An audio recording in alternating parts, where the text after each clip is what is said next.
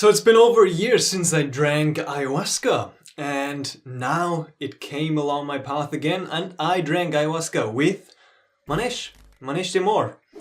And it was absolutely wonderful, and today I want to share my experience about this style of ceremony and how it resonated with me.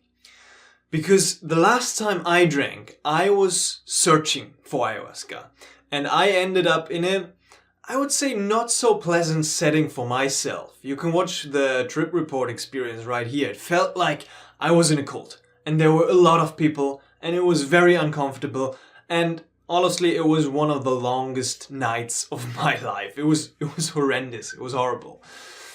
And now it just came along my path again. There's a fine balance, I find, always with the ayahuasca between seeking it out and trying to force to invite it into my life, and just being open and waiting for it, or kind of inviting it in and receiving it and welcoming it along my path. Because both is kind of necessary, I find, for inviting it in. Also inviting the right setting in for yourself, so you feel safe in your experience. So, whatever, but I'm Virgo. This is Psychedelic Actualization. If you're interested, I wrote an ayahuasca preparation workbook that I'm actually quite happy about. You can download it for free. There's everything about the preparation that you need to know for an ayahuasca retreat. Because now, after a year, I was like, how do I prepare again? What's the diet? And I was like, oh, I wrote a book about that years ago. And I looked into it, and it was like a really nice reminder that I kind of wrote this book for myself, because I was like, I need this for my ayahuasca preparations. But whatever, you can download it. A link is in the video description. The way this retreat came about, it's so funny, because Maneesh kind of followed me on Instagram. He watched a couple of these videos, and I was like, oh. And I love his music. I've listened to his music, and his music has guided a lot of my journeys throughout the past couple of years. And I was like, this is amazing. And we connected, and I was like, amazing, I'm going to join one of your retreats. It fully resonates with me. So why not? And his ceremony was just amazing. I think there's a couple of different kind of styles of ceremony, right? We see it in all the different traditions. The Huni Queen around the fire, singing strong guitar music. Sometimes in the jungle, in the Peruvian jungle, there's just silence. And maybe a small Icaro here and there. And other people, the Santo Daime, they are dancing around and moving a lot. And also here in the West, everybody's kind of finding their own style of ceremony. And I think there's nothing wrong with that. I think it's very beautiful. And I think it's about finding the style of ceremony that resonates most for you personally, right? And so it's good to explore a couple of those, but be kind of very careful in your choosing of the retreat.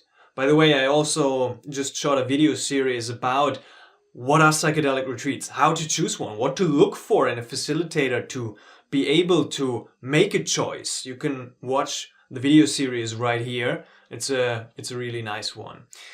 Also, yeah, this style of ceremony, right? It's a matter of preference, kind of, because not every style of ceremony is for everybody. Some might not resonate with one style of ceremony, but others might resonate with this style of ceremony. And that's just what I wanted to share. So my experience with this retreat was absolutely amazing, because the structure of this retreat was kind of a nice balance between being kind of strict, but also being very open and being very connected in the group itself. It was a small group, 8 people, 9 people maybe. And when we were drinking, there was, Maneesh is a musical genius, right? There was a mixture of all kinds of traditions, of traditional music from the jungle, Icaros, a lot of live music, a lot of music with the guitar, and also music with the harmonium.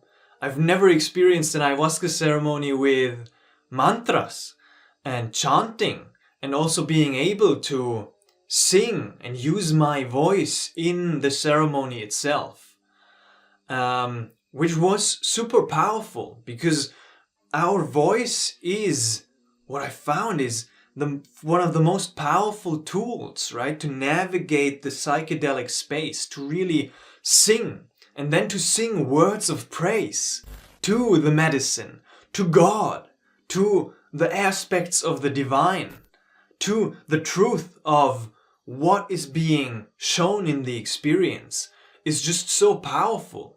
It kind of kept me in a constant positive attitude towards the experience, which can be very intense at times.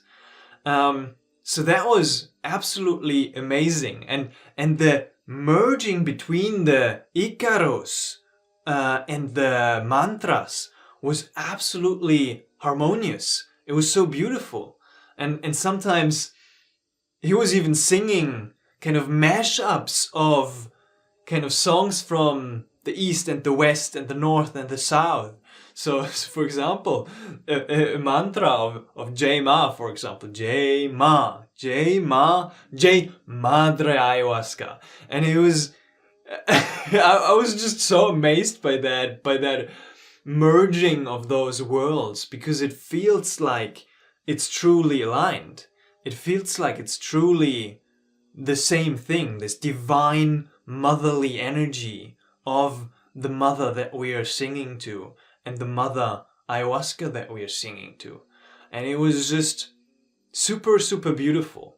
It was also one of the first ceremonies where I was constantly smoking mapacho, which was also very beautiful, to also be able to guide the experience a little bit more, and to calm myself down and focus and recenter during very intense moments during the ceremony. And it was kind of this beautiful balance between being there to go fully inwards, but also being in this group and feeling connected and feeling this togetherness in the group by, for example, singing together. It was not that everybody was kind of loudly singing out, but more like very gently. There was focus, right, with Maneesh as the facilitator and the musician and the guide, but everybody was at times singing together if they choose to, and it was a deep feeling of connectedness between the group while still being fully directed inwards with the intention of the ceremony. And it was a very beautiful retreat structure which very much resonated with me. It did feel like home. It did feel like, oh, this is a place where I can feel like myself, where I can feel that this is resonating. And that was a very special and beautiful experience for me. So I really appreciate that. I really, really do, because I've been looking. I didn't even know I was looking for this, and it was so beautiful to now just find it, because I've been going to different retreats, every time a different facilitator, ceremonies in the West, ceremonies in the East, Western style of ceremonies, and a lot of them resonated, but also with a lot I had a couple of points where I was like, this doesn't fully align with my preference. I don't feel like I would like to return, or I would like to deepen my relationship with this particular practitioner or this retreat. And so it was beautiful to now experience that and kind of experience this full bodily resonance with something. And that's very special, and it's very beautiful.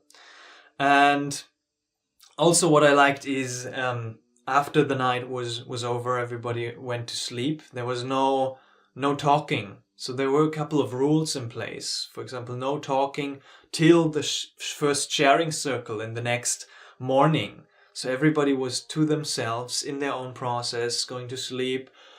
And then even in the morning, everybody was to themselves. And then just when the sharing circle started, was the first time where everybody spoke. And it was very precious, because it was the experience could deepen and internalize, and then there was no chit chat, but then a true sharing from the heart, which is also always deeply meaningful, and also always so beautiful to be in that space. I find sometimes it's even better for myself to be in a sharing circle than just to be in ceremony myself. I mean, it's of course it's not a thing, but sometimes I go to breathwork sessions, for example, and even though my journey has been like kind of okay, I just love to be there and see people sharing their deepest truth and kind of expressing all this deep healing that has happened, and I love to be a part of that, and to receive these words and feel them, and I cried a couple of times during the sharing circles, because it's just so deeply meaningful, the work that is happening in those circles, right? So that is all that I wanted to share today about my retreat experience. I didn't want to go into my experience itself. That is gonna be happening next week in the next week's video, so subscribe to not miss that, because it was a absolutely mind-blowing, very transformative journey for myself. Phew, a lot of insights and a lot of clarity. I'm so excited to share this, but this is just about the retreat experience itself, which I felt like I wanted to share in a separate video. So thank you very much for watching. Don't forget to download the ayahuasca preparation workbook if you are about to prepare for your ayahuasca experience. Much love, I appreciate you all, and I'll see you all in the next one. Namaste.